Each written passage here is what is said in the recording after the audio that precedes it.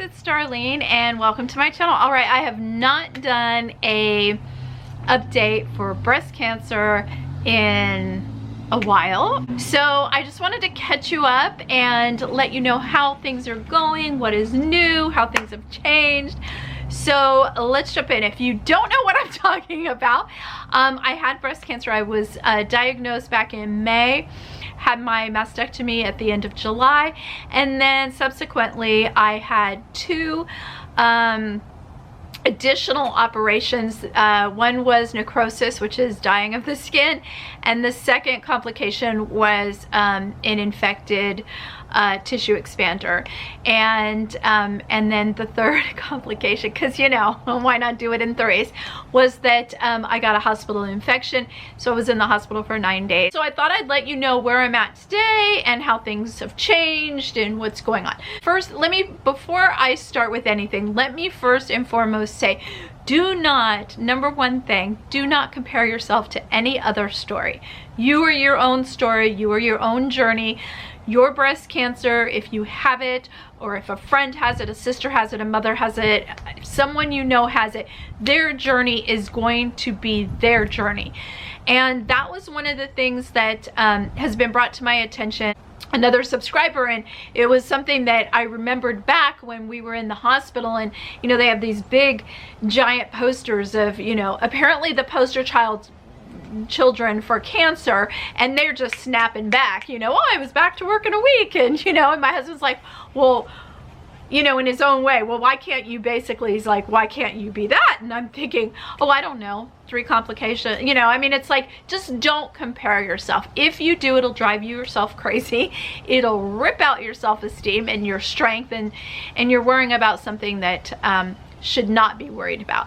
As I've mentioned in previous videos, cancer makes us make decisions that we should never have to make, and it makes us make decisions that we're never going to know if they're the right decision, right? So it's like, I had a choice of having a lumpectomy or a mastectomy. Both plastic surgeons said a lumpectomy would perfectly fine. Something in me told me to do the mastectomy, and lucky for me I did, because there were 3 other areas that were stage 0, which is precancerous cells, and so it would have just come back, and maybe or maybe not would the radiation have killed it, you know, we'll never know, because I went for the mastectomy. Let me just say, I will not be having a reconstruction. That is absolutely a definite. I'm not going to change my mind. I have accepted my body image exactly the way it is. I know other people, a really hard thing to get over. For me, that just wasn't, and I think it's because of what I went through. The complications that I had were affecting my actual health, my well-being. Not my breast, it was actually my well-being, like the rest of my body. And I realized in that instant that I was never going to subject my body to that again. I will never have plastic surgery. For those of you that have followed me long enough, you know that this past year I was going to have my under eyes done. Nope, gonna accept them just the way they are, just the way God intended. That's not to say that anyone else having plastic surgery, I'm you know, everyone makes their own decisions. Make no mistake, plastic surgeons do not always tell you all the risks. There's a list, you know. I wish they were more forthcoming, and I believe when women have mastectomies that they should be more forthcoming with the fact that 1 in 3 patients will have a complication with a mastectomy. I didn't see that in the literature, as I've mentioned before. So that's kind of where I'm at. So, this prosthesis is sort of what I consider, you know, out of the drawer prosthesis. It's like, oh, okay, so you're a 36, you know, double D here. I will let you know though, this is something that no one told me until I actually went to a specialized place that is doing, they did a 3D rendering. I'll do a little snap here for you of it. It's very cool. They do a 3D rendering of the side, and then they make a prosthesis. It takes months for it to be made. It is hand painted. You pick, I'm gonna be perfectly blunt, you pick your nipple size to match, you pick your nipple color. I don't know who's seeing this other than, you know, but it's like to make you feel as complete as you can. It's not going to be ready till the end of February, and I had this way back sometime in November, so it does take quite a long time. But one thing to keep in mind when you are ordering bras is go up a size, not in cup size but in the width. Mastectomy bras, for whatever reason, run small. I will be doing a video on how I have changed the way I dress, because you do. I'm gonna do a whole video. I just want you guys to be aware of that. When this prosthesis is in, because this one weighs a pound, I've weighed it. The other one is supposed to weigh half that weight. I'm gonna let you know. I do get tired a lot faster than I did prior to losing my breast, and I have joint pain. Basically, they say that when you lose the breast, that you can sort of have to do menopause again. I'm like, really? Because I've already done it once before. So I have joint pain, I'm exhausted, I don't sleep, so all the typical things of menopause, I just get to do them all over again. This month I will need to take aromatase inhibitor. I put it off, and I told my oncologist that I was going to put it off until the beginning of the year, because I wanted to get through the holidays. Aromatase inhibitor, okay, so my cancer that I had was estrogen positive. It means it feeds off of estrogen, so it can go elsewhere. Even though the lymph nodes were clean, even though it was stage 1, I don't know why I'm over here, it's over here, even though the lymph nodes were clean and it was stage 1, it still has the ability to go somewhere else, your liver, your kidneys, whatever. So if I was perimenopause, if I had, you know, before menopause, they would give something called tamoxifen, and tamoxifen basically affects the ovaries, which is where the majority of your estrogen is produced. So when women go into menopause, those ovaries shut down. So tamoxifen would do me no good because it affects the ovaries. Aromatase inhibitor actually has even better results if you are postmenopausal, as to your chances of not getting cancer again. So it is, it basically starves the cancer cells. If they're out there, it just gives them nothing to feed. So I say it like this: when you were perimenopause, you were a big old dinner plate, and then your ovaries shut down and you're a salad plate, and now they want to make me a bread plate. That's how I put it. So I am concerned. It's one of the anxieties. I do suffer from anxiety. You know, I'm always going to be honest with you guys. So I do have an anxiety disorder. I realized after my first cancer with the thyroid, when they removed that, that actually helps keep your nerves calm. So it was like went into overdrive, and we realized that I was diagnosed with a significant anxiety disorder. Things that I am super anxious about is medications, because I am allergic to a lot of things. I'm anxious about that. I'm anxious to start the medication because you know, there are side effects to every single pill we take. Every single pill you put in your mouth, there can be side effects, and for some reason my body is just super sensitive to a lot of things. So I'm very anxious about that. As far as not having a breast, I've accepted that. I've accepted my body the way it is. It doesn't bother me.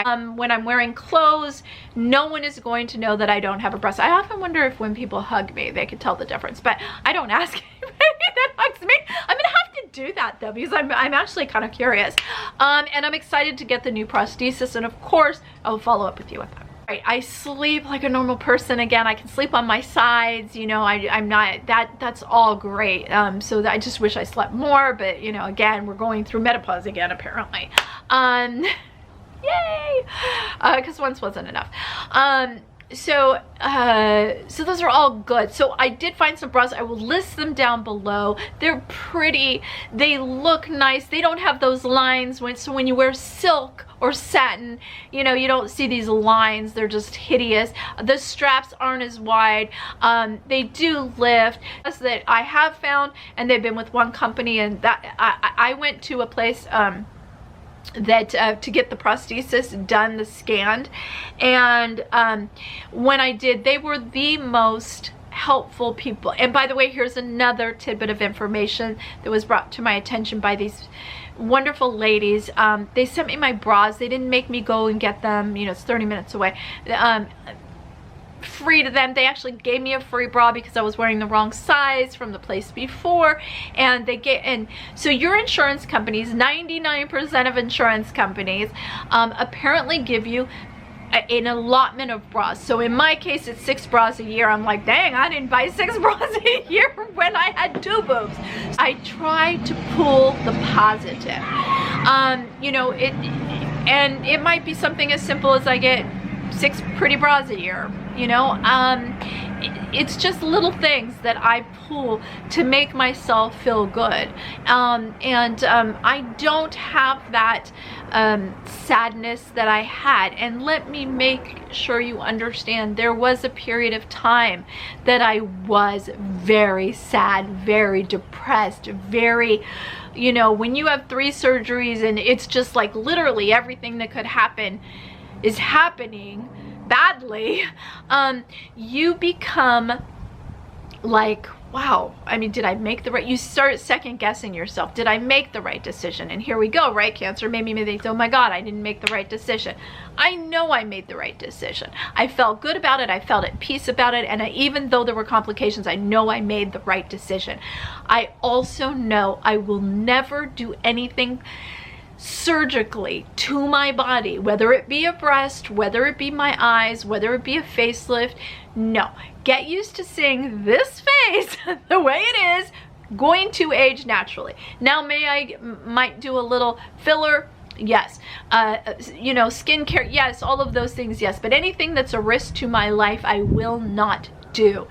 And I beg any women out there that are doing things just to make them feel good about themselves, and I don't know if I should say this because I'm probably gonna piss people off, but your life is worth more than a breast, than a facelift, than a nose job, than, you know, anything else. Your life is worth more than that, and there are risks every single time you go under surgery, and that's where I will leave it. Hoping 2020 brings lots of wonderful things, you know, and health is definitely at the top of it.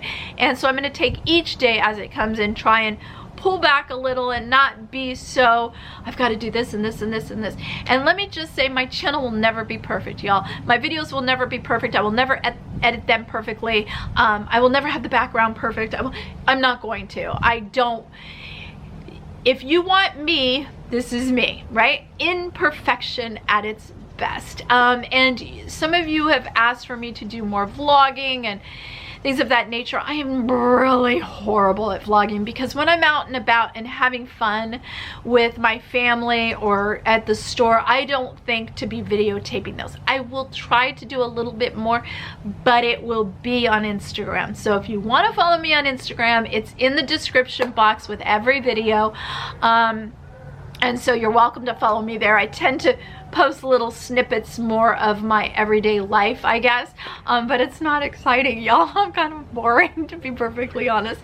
All right, guys, so that is it. I hope you all have a beautiful, healthy, wonderful, prosperous, joyful new year. And for any of my ladies out there that are going through this and have questions, my email, even though it says for business inquiries, my email is always in the description box. Feel free to email me. Please email me. So I will get to you.